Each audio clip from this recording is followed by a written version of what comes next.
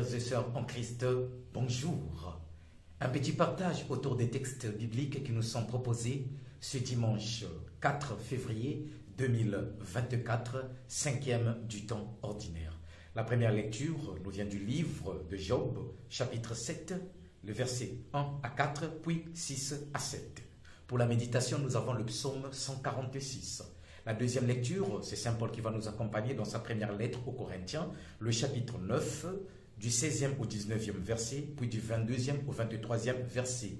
Pour l'évangile, nous avons Saint Marc, le tout premier chapitre, du verset 29 au verset 39. Qu'est-ce que nous pouvons retenir, bien-aimés de Dieu, pour notre méditation? Comme d'habitude, je nous propose un petit thème, cette fois-ci sous forme d'une question. À quoi sert mon baptême? À quoi sert ton baptême? À quoi sert notre baptême? Pour répondre à cette question, je nous propose 3 petits pas. Le tout premier, c'est celui que nous avons intitulé « Apprendre à être vigilant face au mal ». Oui, apprendre à être vigilant face au mal. À quoi sert le baptême? Apprendre à être vigilant. Le deuxième pas que je nous propose, ne pas avoir honte d'annoncer Jésus. Oui, ne pas avoir honte de dire Jésus aux autres. Enfin, le troisième pas, faire sa part, lutter contre le mal. Fais ta part, lutte contre le mal. Revenons sur le premier pas. Nous l'avions intitulé « Apprendre à être vigilant face au mal ». La première lecture qui nous est proposée, évidemment, nous raconte ou brosse en quelque sorte l'histoire d'un homme, Job. Déjà, si vous lisez cette histoire, si vous prenez le premier chapitre, on nous fait déjà saisir que c'était un homme intègre, un homme qui craignait Dieu, un homme juste. Et donc, on peut dire un homme irréprochable. Et donc, sa vie était une vie assez droite. Mais voilà que dans la pratique, au cas contraire, dans sa vie, évidemment, nous allons découvrir qu'il va rencontrer le mal, les difficultés, les problèmes, au point où on pourrait même se poser la question: comment se fait-il que celui qui est juste, celui qui vit selon les commandements de Dieu, qui marche dans la droiture de l'Éternel, peut alors souffrir? Eh bien, c'est cela le centre même du livre de Job. La souffrance, elle est inhérente à la condition humaine. Job est en train effectivement de corriger la mentalité qui existait déjà à cette époque-là, c'est-à-dire en son temps. C'est la mentalité de la rétribution. Tu as mal agi, Dieu va te frapper. Tu agis bien, Dieu va te récompenser. Et comme pour dire, les méchants seront frappés, les justes seront toujours récompensés. Or, dans l'histoire de Job, nous voyons un juste qui souffre. Alors, tout change. Ça veut dire que la souffrance ne regarde pas tout simplement celui qui a péché. La souffrance, elle est liée à notre condition humaine. Qu'est-ce qu'il faut faire? Tout simplement, garder confiance, maintenir la flamme vivante de notre foi en Dieu et savoir qu'au cœur de toutes les difficultés, si évidemment Dieu est avec nous, nous n'avons pas à craindre, nous finirons toujours par gagner. L'histoire de Job va nous enseigner cela. Parallèlement, nous découvrons à travers cette histoire que le mal est autour de nous. Le mal existe. Marc chapitre 5 nous rappelle déjà, n'est-ce pas, les merveilles que le Seigneur va accomplir en libérant l'homme de la possession démoniaque. Tais-toi, Satan, sors de cet homme.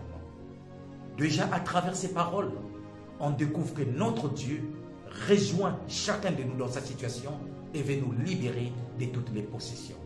Donc, notre vie est entourée effectivement aussi de plusieurs possessions qui nous guettent d'ailleurs. Cherchons tout simplement une faille pour pouvoir faire leur pénétration dans notre vie et peut-être même obstruer tout. Mais quand on a le Christ, quand on invoque Jésus au sein de notre vie, eh bien, il vient justement pour nous aider à chasser ce mal. Peut-être à le chasser lui-même, mais tout en nous donnant des armes pour pouvoir résister. Pour comprendre encore ce que je suis en train de vouloir dire, bien-aimés de Dieu, je vous propose un texte de Saint Pierre. 1 Pierre chapitre 5, du 8e au 9e verset. Juste un extrait. Soyez sobres, veillez, votre adversaire, le diable, rôde comme un lion, rugissant, cherchant qui il dévorera. Résistez-lui avec une foi ferme. Notre adversaire, le diable, rôde tout détour. Le diable n'est pas loin. Le diable rôde. Le mal n'est pas loin. Le mal rôde. Cherche tout simplement une petite ouverture pour pouvoir reprendre possession de nos vies. Pour résister, l'arme nous est donnée par le Seigneur lui-même. La foi. Et Job, justement, va faire confiance au Seigneur. Si bien qu'à la fin de l'histoire, nous allons découvrir que Dieu va effectivement le récompenser en lui donnant même au-delà de tout ce qu'il avait perdu. Et d'ailleurs, lui-même va nous le faire comprendre lorsque nous prenons le même livre au chapitre 19, du verset 22 au verset 25. Et qu'est-ce qu'il arrivera à dire? Job, réfléchissant sur sa situation, malgré effectivement les critiques de ses amis qui vont même le pousser à abandonner Dieu, il va rester ferme dans le Seigneur. Et qu'est-ce qu'il dira? Je sais que mon libérateur est vivant, il ne va jamais m'abandonner. Face au mal, nous avons l'antidote. Dieu, la foi en Dieu, Jésus-Christ. Et qui a Jésus gagne toujours tous les combats. Et pour résister encore au combat, Saint Jacques, dans sa lettre, nous donne quelques astuces. Jacques chapitre 4, du verset 7 au verset 8. Nous lisons, « Soumettez-vous donc à Dieu, résistez au diable et il fuira loin de vous. Approchez-vous de Dieu, il s'approchera de vous. » Une manière de résister au mal qui est autour de nous, une manière de faire face aux souffrances, c'est de nous appuyer sur le Seigneur. Dieu n'a pas dit qu'effectivement parce que tu as été baptisé, tu n'auras plus évidemment des difficultés. Ce n'est pas parce que tu as été baptisé que tu ne vas plus rencontrer des problèmes. Ce n'est pas parce que tu as été baptisé qu'effectivement c'est le diable t'épargne. Non, bien au contraire. Du moment où nous avions été configurés au Christ, pour le malin, c'est un manque à gagner. Alors il doit nous combattre. Et pour résister, nous avons la foi, nous avons la prière, nous avons la méditation de la parole de Dieu. Choisissons Jésus dans notre vie. Choisissons Dieu.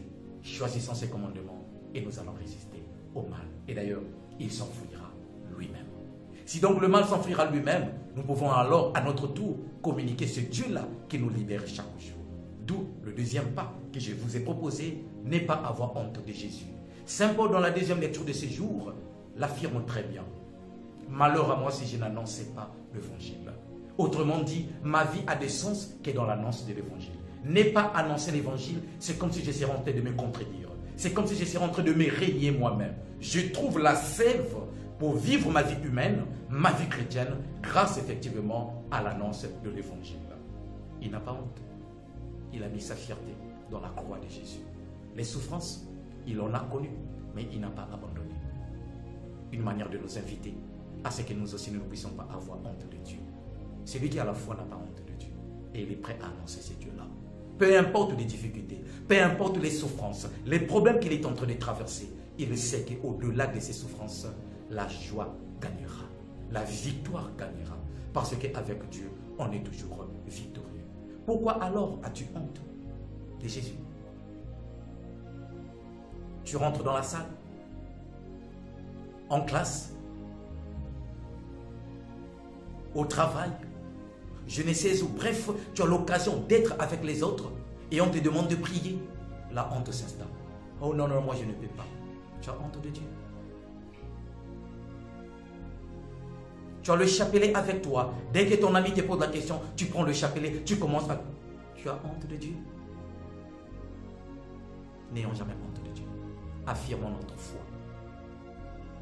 Les convictions fortes et solides sont aussi importantes pour vivre notre vie de foi ou notre relation avec Dieu.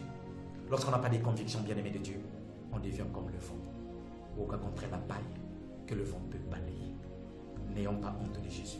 Tout comme Saint Paul, annonçant Jésus partout, à temps et à contre-temps. Jésus lui-même nous l'a dit. Quiconque aura honte de moi et de mes paroles au milieu de cette génération adultère et pécheresse, le Fils de l'homme aura aussi honte de lui quand il viendra dans la gloire de son Père avec les saints anges. Marc 8, 38. Et Saint Paul, dans sa deuxième lettre à Timothée, chapitre 2, verset 12, ajoute: si nous persévérons, nous régnerons aussi avec lui. Si nous le régnons, lui aussi nous régnera. Et toi, n'as-tu pas régné Jésus dans ton comportement? Tu ne veux pas faire le signe des croix devant les gens? Tu as honte? Tu as peur? Or, rien qu'à travers le signe de la croix, tu es en train de lier ou de relier le ciel et la terre. Et tu es en train d'annoncer qu'il n'y a qu'un seul Dieu qui nous sauve. Le Dieu là qui est Père, le Dieu là qui est Fils, le Dieu là qui est Saint-Esprit. Pourquoi as-tu honte de Dieu? Pourquoi ne veux-tu pas prier? Pourquoi ne veux-tu pas montrer aux autres la force de ta foi? Parle de Dieu, parle de Jésus. Dis Jésus, le nom de Jésus. Annonce Jésus autour de toi. En commençant, n'est-ce pas, à tes proches, tes parents, tes amis, tes frères. Parle de Jésus. Et par-dessus tout, que ton comportement et tes actes parlent de Jésus. Alors plusieurs comprendront que le Dieu que toi tu pries est un Dieu vivant. Le Dieu qui libère, le Dieu qui sauve. Bien-aimés de Dieu, le troisième pas que je vous propose pour notre méditation, c'est celui que nous avons intitulé « Faire sa part ». Lutter contre le mal. Oui, fais ta part. À quoi sert mon baptême? À lutter contre le mal. Saint Paul dit, malheur à moi si je n'annonce pas l'évangile. Et dans l'évangile d'aujourd'hui, Jésus-Christ lui-même dit à ses disciples, allons dans d'autres contrées, allons dans d'autres villages, allons dans d'autres villes, pour que j'aille aussi communiquer la bonne nouvelle là-bas. Donc partout allons-y. Autrement dit, c'est pour ça que je suis venu, dira-t-il. L'annonce de la bonne nouvelle, c'est ce qui brûle le cœur de notre Jésus. Et cette bonne nouvelle qu'il annonce est accompagnée par des actes concrets. Et parmi ces actes, la libération de l'homme enchaîné par le péché, la maladie, la souffrance. Autrement dit, l'antidote aujourd'hui pour résister au mal, l'antidote contre le mal, contre les souffrances que nous avons autour de nous, contre la faim, ce sont des chrétiens. Chaque chrétien devient l'antidote contre le mal.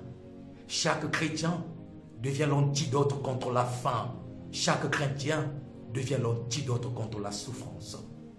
Comment imaginez-vous que dans nos pays, le budget pour acheter les armes est parfois plus élevé que le budget pour la santé ou l'éducation?